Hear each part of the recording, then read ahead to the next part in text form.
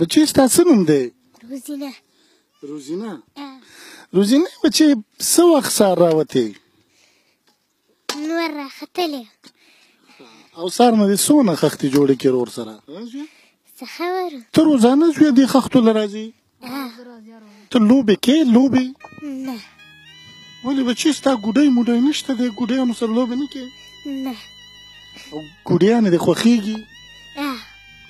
ته له چا ګوډۍ اخیستې ده اوسه پورې؟ نه. لوبې څه وخت کې کوې بچی؟ د جمعې په ورځ.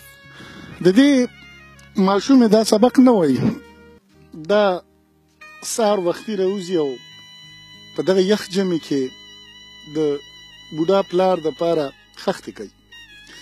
د دې د ګوډیانو دور دی او دا وایي چې زما ګوډیانې خوښېږي هم، خو دا صرف د جمعې په ورځ د ګوډیانو سره ځکه لوبې کوي چې د جمعې په ورځ دا د دنیا د قید آزاده وي، دا د مشقت د غم نه آزاده وي. دې ته بیا خپل ماشوموالی یاد وي او دا په هفته کې یوه ورځه ماشومۍ.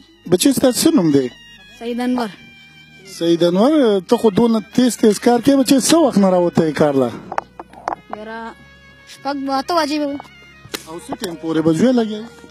مازدیګر به هغه چې ټولو بیا ځو. بچی ته چې دا کار کوې او د سهار نه راوځي او تر مازدیګره پورې لګیا یې، ستړی کېږي؟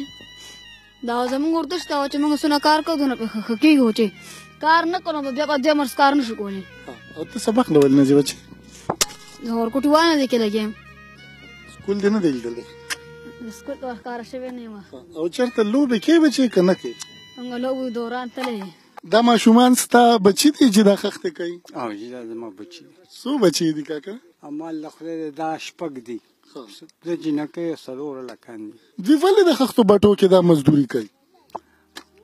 مزدوري ځکه کوي چې زه یم بې وسه، یم کمزوری. زه چې وکړم زه به اته کسه کور یم، زه به څنګه ساتم چې دې راسې ونې کې زه ساتلی شم. نن سبا دې خرچې اوچتې په 500 شپږ سوه خرچه نه چلېږي د کور نو چې دا ځان سره کوم ځکه ډېر تک شم کې به څوک اوس د دې په همت باندې زه لګیا یم او زه خرچه چې زما په کور چلېږي. لاندې ځمکه سیزي او بره ماسپڼ سیزي. توپ و ټوپک نوی شو، پوشاک نه نوی کېږي او د خره دپاره لپه د خوراک نه نوی کېږي. وایي موږ برابر د بلډینګونو ته یې رانې، موږ هم انسانان یې، خو ستا بندګان نه یې، موږ د بل چا بندګان یې. دا یو بل ورور د خپلو ماشومانو سره لګیا دی او خښتې جوړوي. ستا نوم څه دی ورور او د څونه وخت نه د خښتو په دې بټو کې کار کوي؟ زما نوم عبدالرشید دی او تقریبا یو 40 سال خو کېږي زما چې زه لګیا یم کار کوم. عبدالرشید په 40 کاله دې دا مزدوري وکړه، ژوند دې پکې څنګه تېرېږي؟ ژوند هم ډېر ذلیله تېر شو. مثال خبره کور مې خپل نشته چې داسې یو روزګار روانولی نه شم. په بټۍ کې پروت یم، د کرۍ کور دی، د کرۍ نه دی چې د بټۍ والا دی او په دې کې زه لګیا یم خپله مزدوري کوم. دا ماشومان راسره لګیا دي. عبدالرشید دا ماشومان څه وخت سهار د کوره په یخنا کې راوځي؟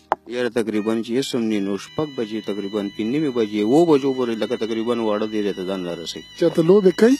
لوبې به سره چې څه وکړي چې مثال خبره دونه رزق زه وګټم چې مثال خبره په هغې زما د خېټې کار نه کېږي. مثال خبره د ټیکهدار نه ورپسې رالم، د یار دوست نه قرضدار وکړم نو لوبو ټایم او دوی له بیا لوبو شي نه موږ څنګه واخلو؟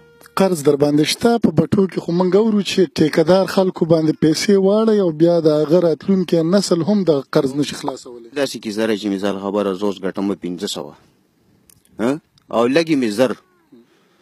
دا مجبورتیا به زه څنګه تر کومې پورې تر کوم ځای پورې به زه ځان سره زغلم چې مثال خبره ما باندې سختي راغله، مړې ژوندی را باندې راغی، یا یو مثال خبره چېرته واده له لاړم، یا خپله مې یو خادي جوړه شولې، یا بچې صورت وم، یا مثال خبره لور خور وده وم. نو دا مجبورتیان دي زما دلته 500 روپیا یا 400 یا 300 روپیا دیاړي ده. دلته پیسې د ټیکهدار نه راواخلم، هغه پسې ورمنډه کړو چې یاره تاسو خو موږ له لږې پیسې راکړئ، په موږ دا غم دی یا خادي ده یا مثال خبره زموږ څه مجبورتیا ده که نه، کور کې روغ رنځور بیماري راشي تپوس دې نه وکړو چې یاره بس ورشو نو نیکان یا ټیکهدار تاله پیسې درکړي. نو په دې حال کې مثال خبره رواني دلته زه اوس دوباره ورته ورکټ کولی نه شم چې زه هغه زوړ قرض د ځان خلاص کړم.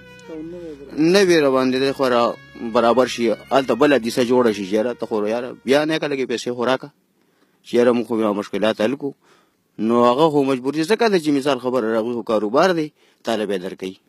ته ورسره پروت یې یو همسایه په طریقه باندې ته ورسره پروت یې تاله به یې درکوي. مثال خبره چې هغه ستا مشر دی نو هغه په دغه طریقه باندې هغه قرض نورم سیوا شي د کال 2 کاله 3 کاله پکې وډزېږي او لګیا ماشومان هم ځان سره راښکلو په خپله هم زندګي تباه شوله دلته چې اوس زه د ځای نه ځم نو ما ته به اوس ټیکهدار څه وایي ما ته به وایي چې تا باندې هغه زوړ قرض چې کوم دی هغه پیسې بیا هم ساده طوفان جړی چې راشي نو بس بیا خو نور درک نه لګي باران شو او بس مثال خبره کور کې پروت نو بس چې ورشي ټیکهدار له نو بس هغه پتا پړ دې دله بدر کوي چې د مزدور دي زه بدله پیسې ورکم چې دې کې ځان علاج وکړي یا به مثال خبره ځان له بچو له خرچه راوړي یا پیسې روډه راوړي نو دغه حساب دی عبدالرشید په تا به دې وخت کې څونه قرض اوښتي 40 کاله کې یاره تقریبا زه چې اوس هم نه یم تقریبا 1.5 لک روپۍ باقیدار یم او د 1.5 لک څه د خیال دی چې څونه عمر نوره مزدوري وکړي دا به خلاص کړي دا چې زما څونه زندګي پکې تېره شوله زه 40 کاله نوره مزدوري وکړم نو د دې په ډبل به شي راباندې عبدالرشید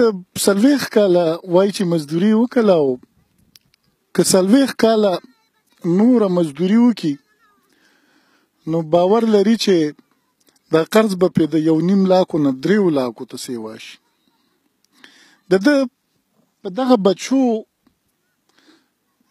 به هم دغه قرض پاتې وي ځکه چې که خلک خپل اولاد ته جایدادونه پرېږدي ښې ورځې پرېږدي عبدالرشید به ورته په وراثت کې د بټۍ قرضه پرېږدي فاروق فراق وایس اف امریکا ډیوا